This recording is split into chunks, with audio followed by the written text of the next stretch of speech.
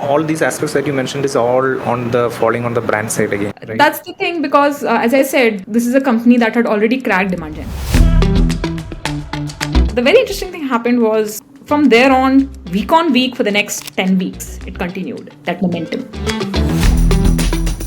That's the main challenge in the age of AI, that we don't have those simple mechanisms that we used to lean on earlier to tell us what's working or not. And we have like a library in office because I insist. So I don't think anybody other than the marketing team really goes there. Just probably product managers and marketing. I think marketing is not just a marketer's job, right? I've always been shy of sharing what I know because there's always this imposter syndrome. Like, even though you deliver somebody's 5-man business and Taj Mahal, but you feel that, okay, maybe it was not just me, right? 2,000 customers, revenues, 1.5 million marketing budget, and with a 10-member marketing team, they are building in the market of 15,000 recruitment staffing agencies. In today's episode, we have head of marketing of Recruiterflow, which is an AI-first platform that is optimized for recruitment ops. So Kritika has given a very clear framework in terms of how founding teams can think of their marketing team, then the marketing strategy in that journey. A very solid episode. Watch it and looking forward to your feedback. Cheers. In today's episode, we have Kritika, who's the head of marketing of Recruiterflow. Kritika has been in her career mainly into SaaS marketing. She has worked in product marketing, in growth marketing, was the director of the product marketing, and also was the head of marketing in previous companies. So, welcome Kritika, and excited to hear what all the updates from you. Thanks, Daniel, for having me today. Yeah, hey, I'm Kritika. I'm, as Daniel mentioned, leading the marketing for Recruiterflow. We are a B2B SaaS product for recruiting agencies. The product is RecOps, recruitment operations, but solves only for agencies in particular, US, UK being the primary markets for us. Like 80-90% of business coming from US, UK. We're India based. So yeah, I think one of those good stories of selling in the US from India. Yeah, thanks for having me today. Great, Kritika. So can you quickly walk us through your whole experience? Yeah, I started into B2B SaaS about a decade back, more than a decade now. At that point in time, I think HubSpot was evangelizing inbound, and India was still figuring that SaaS can be so big. Product Nation was still Product Nation. iSplit was finding his footing. So yeah, interesting times there. And then kind of started with a product which was on its 0 to 1, figuring how to sell to India SMB. From there, I moved to Metal, which was India enterprise plus SMB, but more mature markets. And then from there to 100 MS, which was a 0 to 1 journey, which had gotten funding very, very strong founders with seemingly a sense of PMF.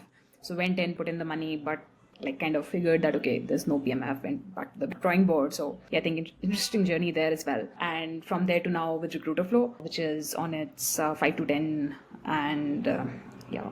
So it's been 1.5 years since you are with Arif. Yeah, that's right. So can you paint a picture in terms of some numbers in terms of where Recruiterflow was when you joined?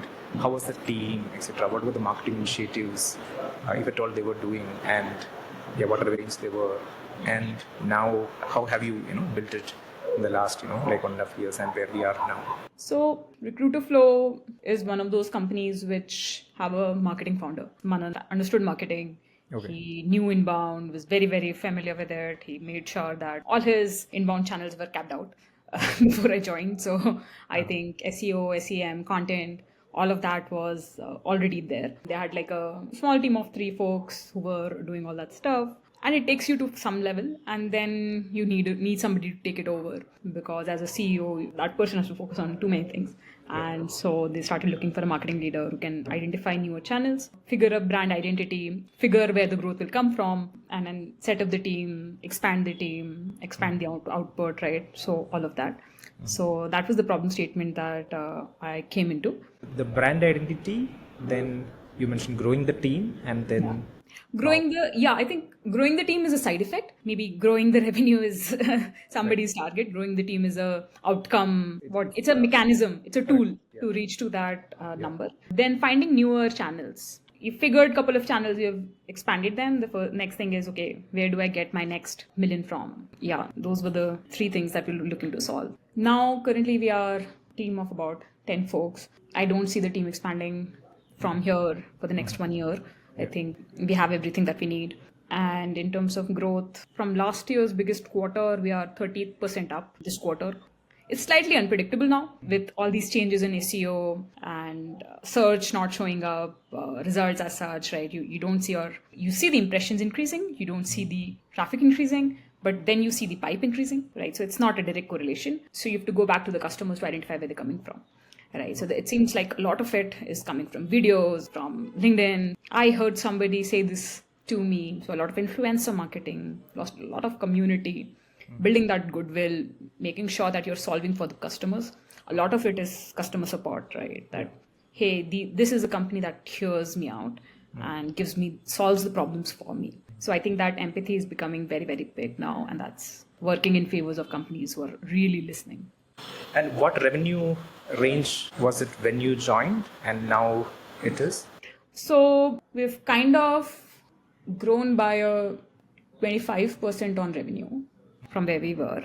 Yeah, all of it's a SaaS business, so all of this is like recurring revenue, and so quite a stable growth there. And now we are in the 5 to 10 journey. We are currently in the 5 to 10, yes. Yeah, so on these three aspects, right, like brand identity, revenue growth, and identifying new channels, can you walk us through like some of the top wins or like some challenges faced or some top learnings in this 1.5 years? That's one. And later we can also cover like how are you thinking of the whole thing with the variable of AI also coming into place, etc. Yeah. So with Recruiterflow, there were already 3 folks on the team who had been with them for a bit now. And so very, very sincere folks, very high on the sense of ownership, maybe not as polished because obviously they didn't have the amount of experience that a senior person would bring in. When you're there as a marketer, it's a very, very interesting opportunity because you have to identify what each of these are good at. What are their strengths? Okay. Because in early stages, everybody's doing everything, but that is not skill. And so you have to figure, okay, these are some of the key strengths of this person. They'll probably excel here and grow here and pave their path. And these are the things that I have to hire for. Okay. So I think that was the most important or the first things that I solved for Recruiterflow. That, okay, for the people on my team, what are their strengths? One person who was doing content was apparently not as good as content as I would want them to be, but they were very, very good at maintaining relationships. They were very, very outgoing. They could initiate conversations.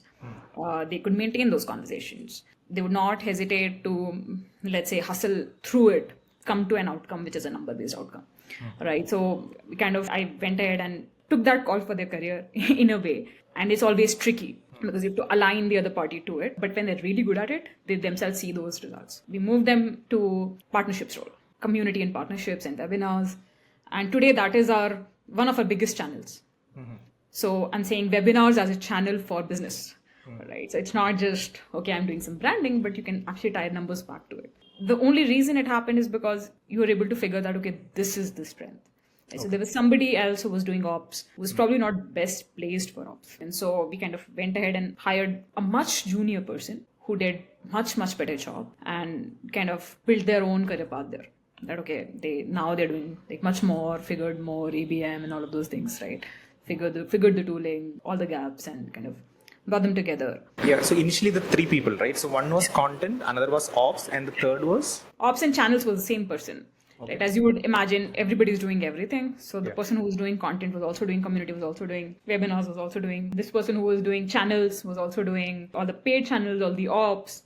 Everything was with this one person, and the third person was doing SEO. That's how it was split. I think SEO was solid, not much there. Just kind of finding new directions, newer ideas, ideating, and coming up with finding those white spaces. Now with Gen AI, it has become like even more interesting. And then we hired for some of the things which were upcoming because our challenge was to find new channels. So once you've identified those trends, you say, okay, what are the channels that will really scale for me? Okay, sure, something is working. I'll make sure it keeps working. It'll keep giving me that linear growth. But for the exponential growth, you have to identify which are those new channels. And that's where we figured that, okay, LinkedIn is big for us. Organic on LinkedIn, founders on LinkedIn, videos on LinkedIn, right? So we hire somebody to do videos, somebody to do LinkedIn, right? And then that became their bread and butter. That has helped us a lot. Like that focus that, okay, somebody is solving for that problem. And because these are not validated channels yet, you don't want to put too many people to it because you don't want to be in a position where you hire and fire. You identify good, smart folks and make sure you have enough work for them before you hire them. So I think we reached that place where we had like enough videos flowing in, there were enough product launches happening, too much to put on social anyway, too many accounts to manage on social anyway, right? So we have made those 2 hires. They are very junior level hires, but the amount of impact that they create on Pipe is very, very visible. Now, the only thing to look out for and watch is how much does it scale? Does it stay the same? Because it's all a new trend. Last 6 months is very, very different for everybody in marketing. AI coming in, a lot more community driven perception building taking over, LinkedIn playing a larger role in media than PR. Right? So I think that has changed. And so we'll see how much it scales. But I think for now it's doing really, really well. So these 2 videos and LinkedIn, right? Like, can you just give some more details on what all they do? So this person is responsible for creating all kinds of videos that come out of us. So for example, we have a YouTube presence. We also have a podcast. We have a webinar. So there will be a lot of repurposing of it and putting those videos out. There will be a lot of teasers that will happen. We have a Humans of Recruiterflow series that runs. There is a Grow with the Flow series that runs. So we have kind of CDs that we are using to make sure that our ICPs are recognizing us and we are recognizing them. That is a lot of video work. And then a lot of this founder or person first videos. Like how do I position Manan as a thought leader in the industry, right? So initially we were doing a lot of ebooks, which we continue to do. And some of our best traction comes from these industry reports that we publish every year. People just savor it. This is something that gives me enough value. So even though today that is the biggest asset for us, but it's not scalable. I can't keep doing industry reports. And so for that scale, we've identified that, okay, if I have my founder speaking more and more about those pain points that they come across in their sales conversations or in their customer visits, I think that creates a lot of momentum. So this person is working on all kinds of videos across, let's say, LinkedIn, paid, YouTube. Yeah, got it.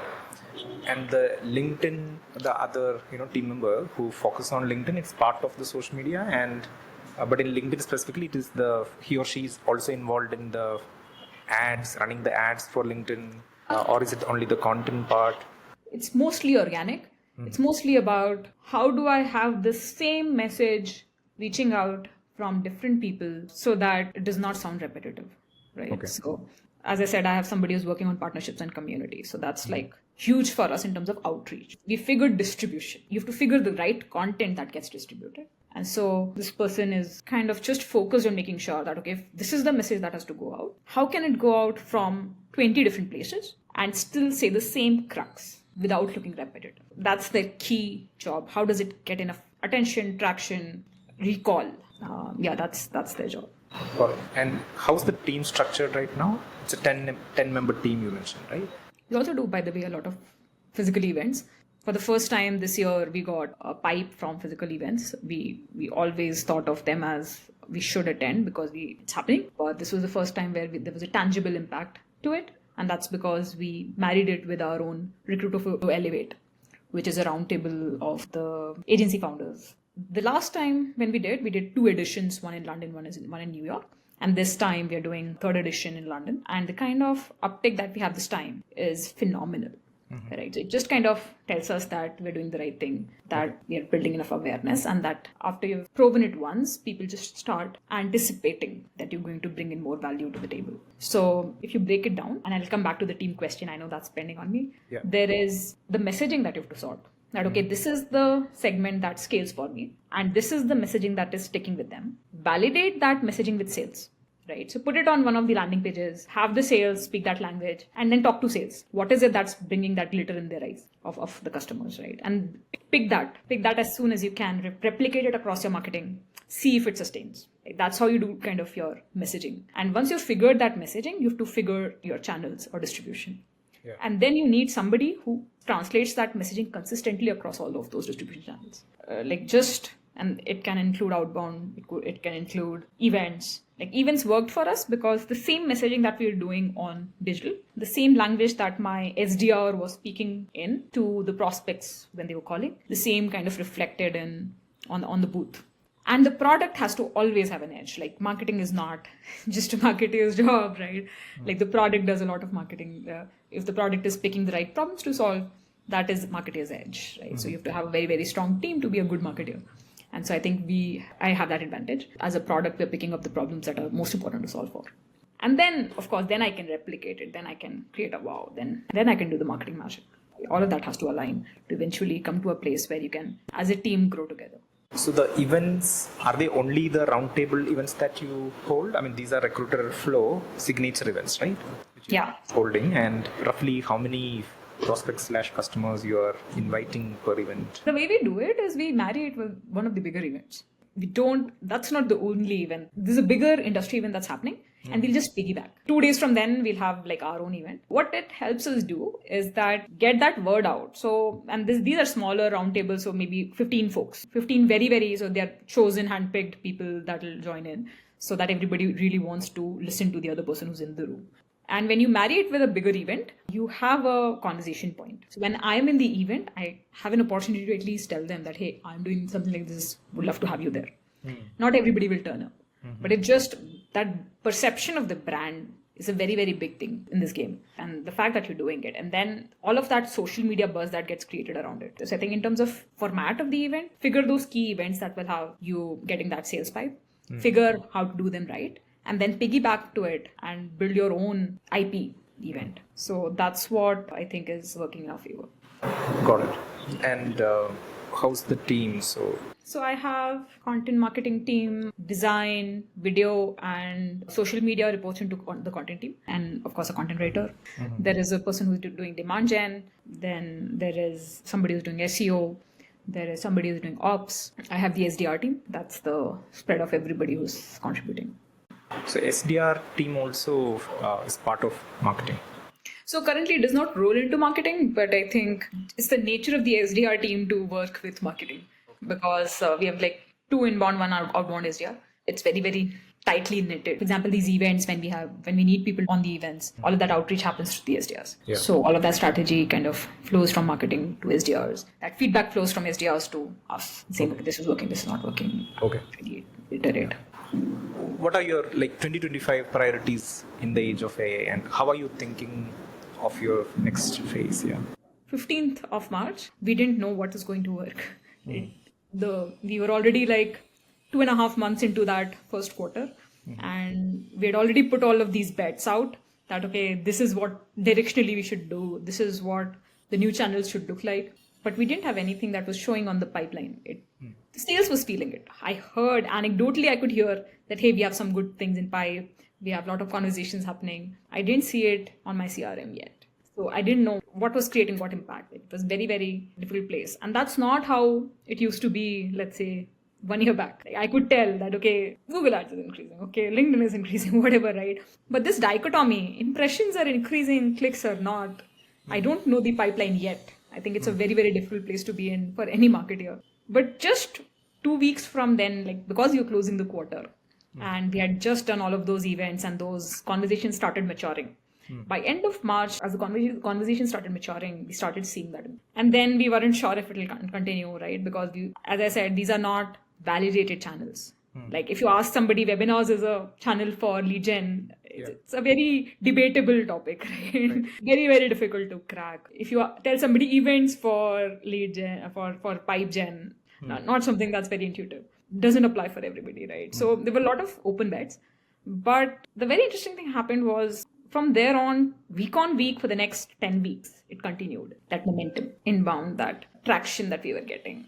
Right. So I think that's the main challenge in the age of AI, that we don't have those simple mechanisms that we used to lean on earlier to tell us what's working or not. Unless these people anecdotally told me that they heard those videos of Manan to create that impression of the brand, I didn't know that it is resonating enough because I'm in vertical SaaS market. So it's anyway a very, very small market. Everybody talks to everybody.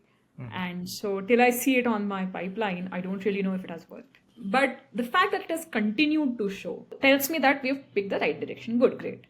What's next? So the next is, okay, how do I scale this? Figured my bets here to say, okay, these are the 3 things that we'll scale on. Coming Q3, Q4, we have like a line of action on, okay, these are the things that are working on ChatGPT. This is what people are going after. This is what the new SEO niche looks like. Let's optimize for this. These are still these are new keywords that are coming up. Very, very small in volume, very, very high in impact. So identifying those, tying it back to the pain points, going back to the drawing board, understanding those pain points again, right? Coming up with that messaging and fine tuning, making sure that all the channels that we have, we double down on. So we're looking at double down on events, double down on socials, founder socials, co-founder socials, CS socials, double down on partnerships, double down on creating more of a community now. I think we'll probably 1 year from now, we'll have to start thinking about owning that community. Not yet, but take more solid steps towards that. So how do you make sure more people vouch for you, for your brand, when you're not there? So yeah, those 3 things we're just doubling down on. Getting a stronger ops and market research set up, figuring that ABM flow, making sure that starts becoming a credible, reliable source. It's not a reliable source for us yet. It's very one-off. So, and tying that back to marketing and a lot of newer things, newer challenges, a lot of anxiety with it, but some resilience because we know that we've seen those initial results and so we are in the right direction. All these aspects that you mentioned is all falling on the brand side again, right? That's the thing because as I said, this is a company that had already cracked DemandGen. So that is already solid for me. I have somebody who's managing it and they know their way around. So because I don't have to worry about it, my key focus is on expanding here. Okay. Yeah, so SEO is everything on that side is sorted. Likewise, ads, etc. that is happening, and and you have this ABM campaign, that's also going on.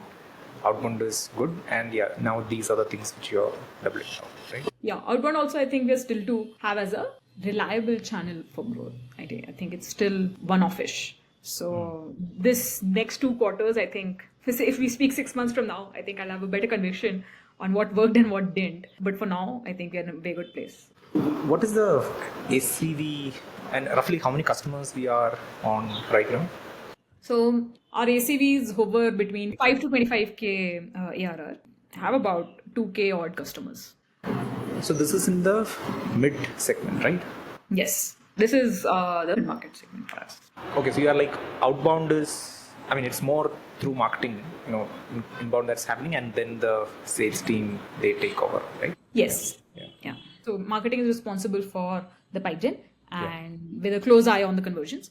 Okay. And we kind of work with sales to understand how to make those conversions. Right. Yeah. So any recommendations of like top 3 books, podcasts? Do you consume any content like YouTube? One of the very good things what we did with the team, Daniel, was we shared reading recommendations with them. When we hired folks, we shared okay, this is probably where they'll excel. Shared something with them that can help them think about their roles. That helped a lot. And it just really has to do a lot with them, the people who want to learn. Yeah. And that's why it worked. Yeah. But if you give them the right direction and push them with the right rigor, I think people just come out with flying colors. They perform, they'll do things that you'd never imagine. Right. So I think that has worked very well for us. So I'll share some books that they like, and we have like a library in office because I insist. So I don't think anybody other than the marketing team really goes there. Just probably product managers in marketing. I think people have to do content. I think they're the only ones who go to those books. Yeah. But it's just good to have that inspiration around. People pick. Any other concluding thoughts? I've just been very, very lucky to have very, very good teams. Please put this in the podcast. Yeah. And both like the founders and the people who've been a part of that journey, who've worked with me. I always expect more than they can deliver, and they always outpace that expectation. Yeah. So it's amazing to have like B2B SaaS marketing so rich of the people who have that mindset. So Great. So thanks Kritika. Good. Thank you. It's pretty good. Right. Thank you. I hope it's valuable. I hope you find some of those, I don't know, marketable pieces from here. Yeah, absolutely. Thank you so much for giving this opportunity, Daniel. This is interesting. I've always been shy of sharing what I know because there's always this imposter syndrome. Like, even though you deliver somebody's 5 man business and Taj Mahal, but but you feel that okay, maybe it was not just me, right? So yeah, thank you for doing this. Yeah,